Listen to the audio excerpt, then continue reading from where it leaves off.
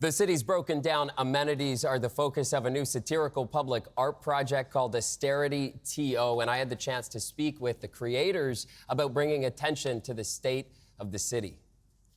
So we're standing in front of Urinal, which is a reference to Marcel Duchamp and his piece, which was entitled Fountain, which is a urinal. And this is a water fountain that has been rendered inoperable by way of lack of maintenance and has now been turned into sculpture. Is the cheekiness part of why you think it's so effective? I think so. I think we're trying to get people to look at their city satirically as opposed to being disappointed by this sort of thing.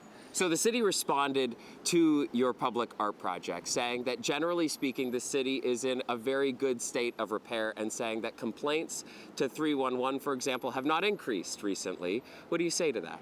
Well, what I would say to that is that we're standing literally right beside City Hall in Nathan Phillips Square, and this water fountain is so thoroughly broken that I can put my hand through it. Right. And it just, look around. I mean, the city can say what they want to say, but everybody can see the garbage cans overflowing. Everybody can see the state of disrepair in the city.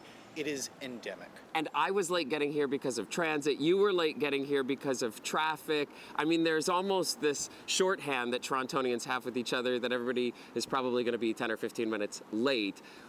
Your art project calls out issues like transit and that sort of thing as well. Tell me why. Well, I think it all sort of feeds into what's been going on in the city in the last 10 years or so, where the services have not been maintained. Whether it's the roads, whether it's the bike lanes, whether it's the transit system, public amenities, or more serious services like homelessness, like community programs, like housing, all of it is crumbling under a lack of maintenance, and it's coming apart at the seams. Does it feel like anyone has a plan for how to deal with the issues that you're speaking about now, and also a plan for what this city is going to look like in the future with all the growth that we're getting? I think you have seen mayoral candidates come out with plans. Specifically, I've seen Gil Penalosa kind of pushing an idea of vision.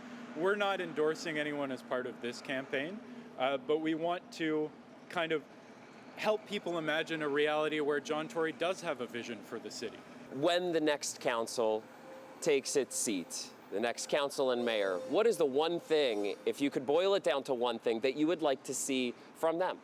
Well, what I would like to see is the citizens of Toronto really look at the city and say, we are living in the artwork of John Tory as mayor and the city council as the people who are running the city. This is their work. And hold people responsible for that. Don't be satisfied and just say that's the way it is.